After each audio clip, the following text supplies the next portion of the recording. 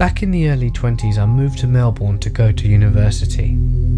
Because of some of my dodgy mates I knew from outside of uni, I somehow wound up as the go-to guy for drugs with my classmates.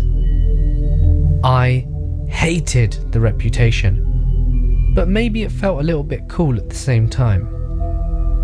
Ecstasy and speed mostly, and I was the bottom of the drug dealer food chain. The type of idiot who jacks up the price $10 a pill so he can make enough money to drink and party. I had no guilt of ripping these people off. They were mostly rich kids who lived with their parents and didn't have a job to support themselves through uni. Dealing them drugs was so easy and non-threatening. A few years after I finished uni, I was working an office job that was boring and paid peanuts. So by now, my friends and I had pretty much grown out of the desire to take drugs on weekends. Dinner parties with good friends, good wine and good conversation was much more idea of fun now. My drug dealing days had well and truly finished. Or so I thought. It was 11 PM on a Tuesday night.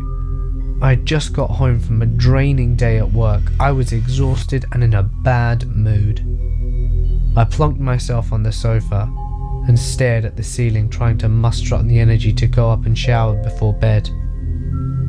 When all of a sudden my phone starts flashing and vibrating, right on the coffee table next to me. I look at the caller ID, and it was T-Bone. That's the nickname I had for a guy who I met at a festival last year, and I ended up spending a bit of time with him here and there. He was a huge friendly weed smoker, acid tripping hipster with an impressive beard.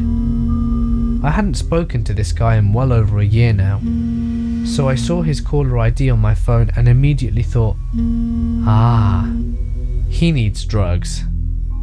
I answered and we exchanged some pleasantries, and then I could hear from the tone in his voice changing to that awkward, "Hey, can I ask you a favor?" tone. He wanted drugs, and lots of them. He wanted $2,000 worth to be precise. When I asked him what specifically he wanted, he just said, "As much ecstasy and bags of speed that it can get." He laughed. This was way outside my comfort zone. Even when I was dealing back at uni, 10 pills would usually be the maximum I offered at any one time. It was late, I was tired, but I was also broke, and figured that I could clear an easy $500 after purchasing off one of my guys. I told T-Bone that I would call him back and see what I could do. To my surprise, the first person I called was Stover, and he was able to help me out, and he was only a 5-minute drive from me. We discussed the terms and conditions, which seemed reasonable. 60 E's and 3 grams of speed for $1,500. I called T-Bone and he was happy to part with $2,000 for that amount. So I met Stover out at the front of his luxurious apartment building. We had a quick chat and he joked about wanting to meet the guy I'm selling to. We shook hands and I was on my merry way to T-Bone. I asked T-Bone over the phone where he wanted to meet, and he told me where he was, so I Google mapped the address and it was a 45-minute drive from me. Had I known he was this far away, I wouldn't have agreed to sell him anything, but I couldn't back out now. The address he gave me was probably in the worst neighbourhood in Australia, known for its violent crimes, murder, and of course drug dealing. Irony. For anyone living outside of Australia, they certainly don't show this shithole in the tourist brochures. I started the journey and had plenty of time to think about how stupid I was being. I had a ridiculously illegal amount of drugs on me, driving out to the roughest neighbourhoods in the country. After ages of sitting on the freeway, I took the exit and I was approaching my destination. At this point, I was so tired that I was in an almost dreamlike state. Every set of lights I pulled up to, people in the car next to me would give me greasy looks as if they're trying to act hard and start a confrontation. I pulled to the street where the house was. Your destination is on your left. My phone told me. The street was so dark because the street lights were out and there was cloud cover with no moon. I couldn't see anything. The houses in this street looked dilapidated and abandoned. This did not feel right. The house that T-Bone said he was at had boarded up front windows with shitty graffiti tags on them, and there weren't any lights on. I called T-Bone without an answer. I redialed and thought it was about to ring out when he picked up. "Hey T-Bone, I'm out front," Oh, cool. Come on in. he said. "No, come out to the car," I replied. Hang on a sec. He said, and hung up. I was thinking, crap, I hardly know this guy. He'd been to a few parties I went to, we hung out, but I didn't know anything about him. I saw him emerge from the side of the house, pushing through the bushes that blocked the pathway. I was the only parked car on the street. He saw me and gestured for me to come over. I had no idea who he was with, so I thought it was time to get into character. I took my jacket off so that I would only be wearing a white singlet and put my filthy black trucker cap on that I kept in the glove box. I was hoping this would help me look a bit more tough. My friends often joke about how I look tougher than I am. I have some football and kickboxing induced facial scars combined with a pretty large physique from smashing weights for years. I was big enough and scary looking enough to be intimidating. But the truth is, I'm really a marshmallow who avoids confrontations. I shook hands with T-Bone in the front yard of this place. I felt at ease when he gave me a happy greeting and thanked me for coming all this way. He told me to follow him, and we went through the bushes around the back of this place. I could hear music. Sounds like they were pumping dubstep through crappy distorted speakers. I could hear a few people's voices and smell cigarette smoke.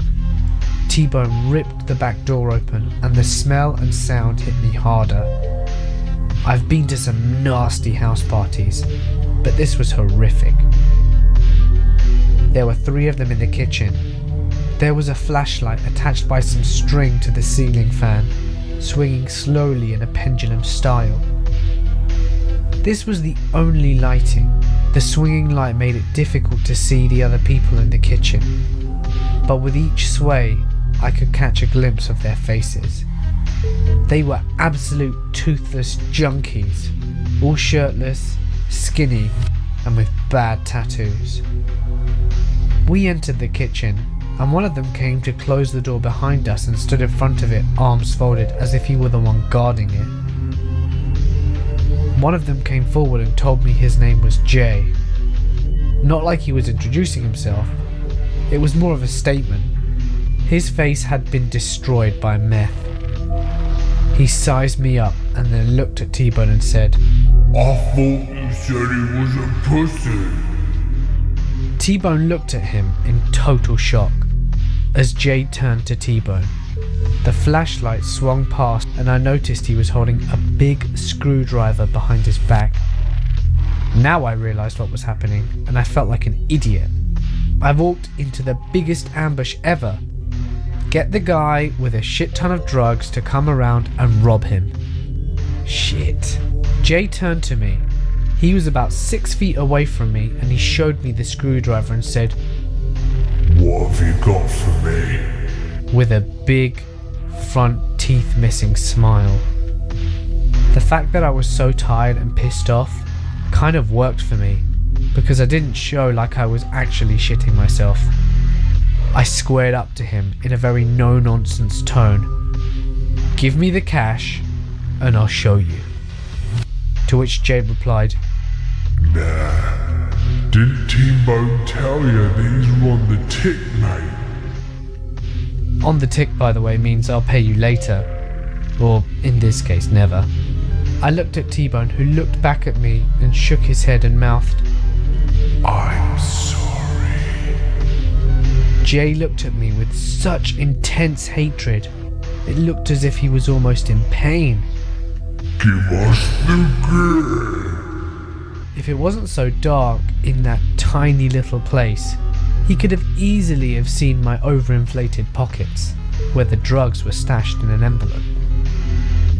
I looked at the guy in front of the door, and as soon as our eyes met, he put his arm over the door handle, confirming that he wasn't going to let me leave. We all stood there trading glances. The swinging light made everyone's shadow look like they were moving. Jay didn't like this. T-Bone broke the silence and said, Jay, chill. I'll get the money. He left the kitchen. I thought he was going to bail on me. Who has $2,000 lying around anyway? Jay slowly came towards me, pointing the screwdriver at me. He said in a raspy, matter-of-fact tone, I'll kill you. I'll do the time. Just try me. That's cute, I replied. Then the painful anger came back to his face. I've never seen anything like it. I slowly put my feet into a fight stance and prepared myself for what's about to happen. T-Bone walked back and said, Here's the cash. Which briefly diffused the situation. I did a quick count. It was 1,700. Close enough. I threw the envelope to Jay, and the door guard moved so I could get out. T-Bone followed me and he tried to give me an apology. Mate, I had no idea that was gonna go down. I'm so sorry. I just said, you owe me $300, and drove away. I never got that extra $300, and I never dealt drugs again. I'm also thankful I never met Jay again. I met Abby on the first day of 2nd grade. I saw her snapping her fingers on the bus seat next to mine. I couldn't snap my fingers, so I was intrigued. And I sat there with her so that she could teach me. To this day, I can only still snap my fingers on the hand that she taught me on. Our friendship was never like any of the ones they show in films.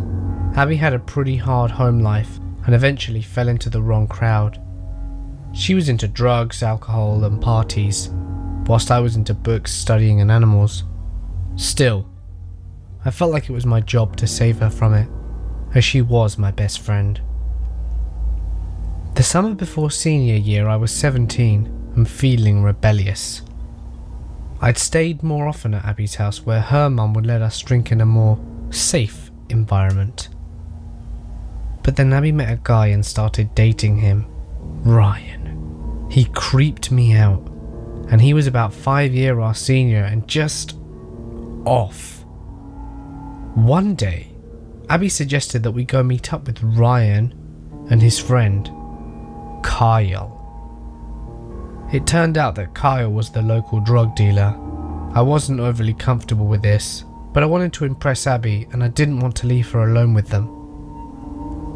They started smoking pot, and I eventually joined in.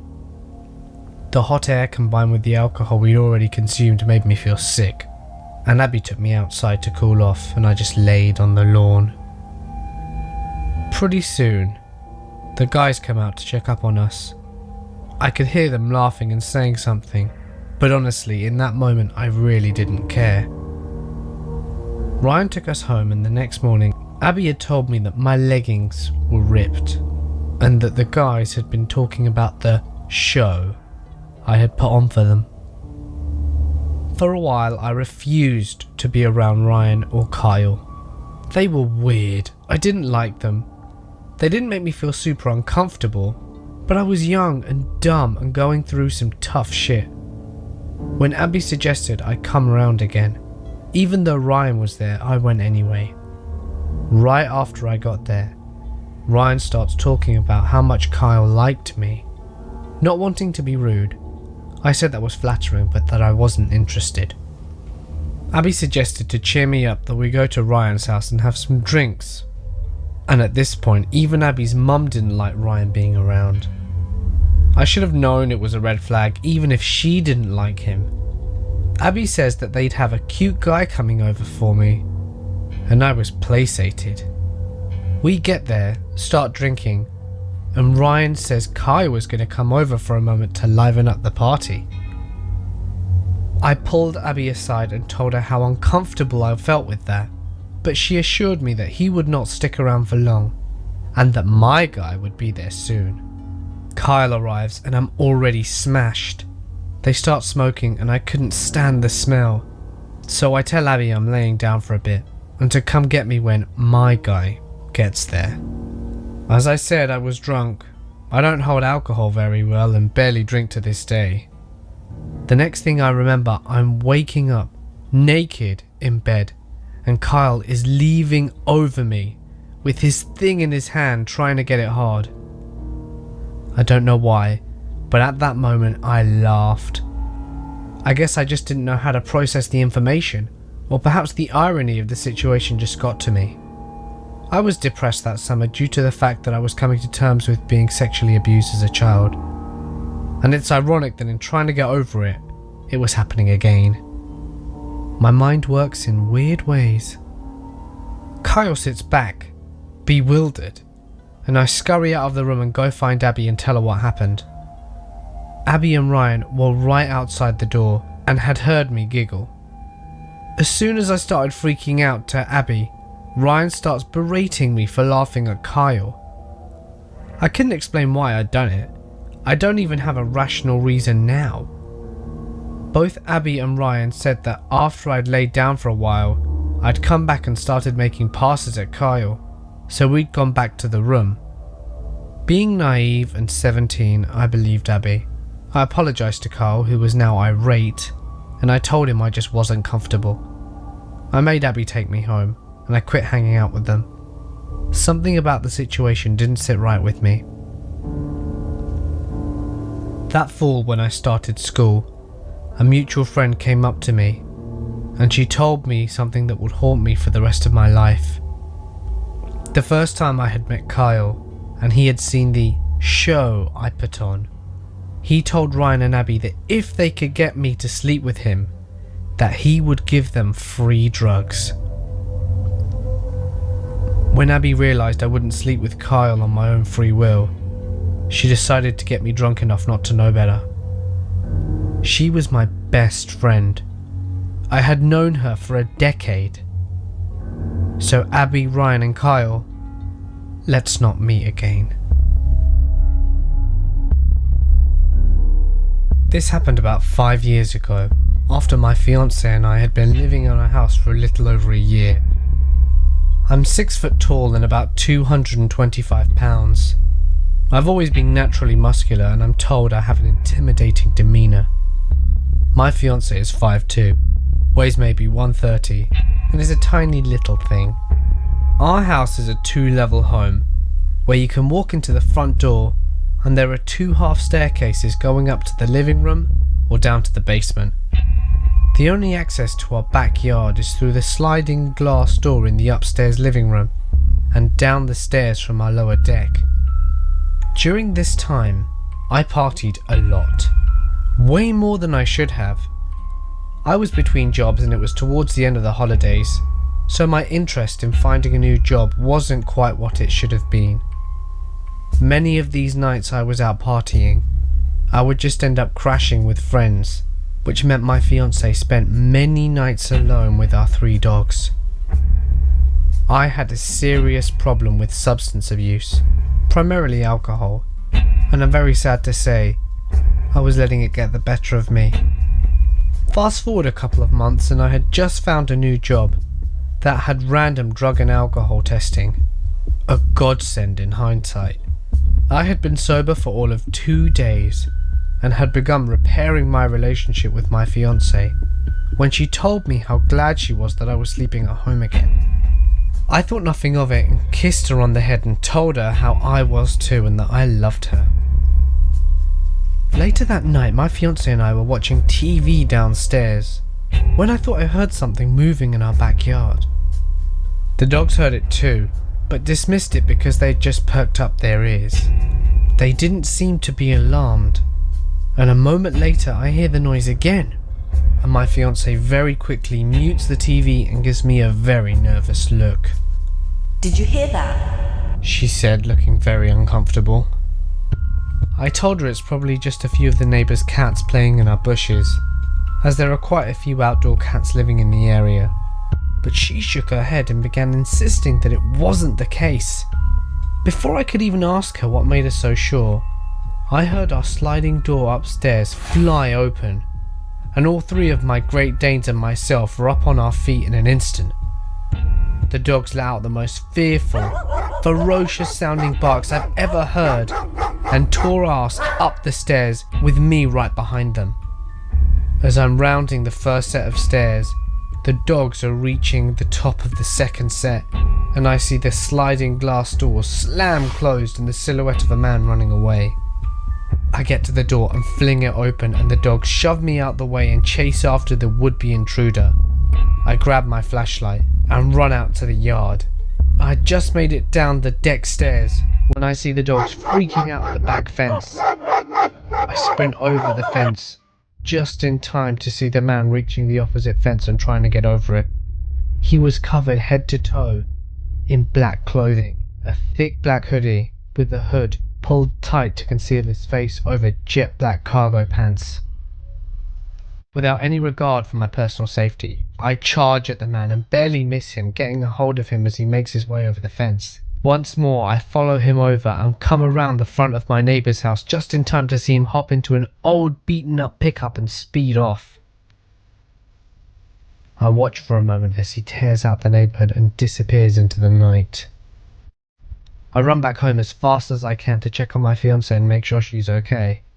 When I walk into the house, she was sitting upstairs in the living room surrounded by all three of our Great Danes and clutching the biggest knife we own.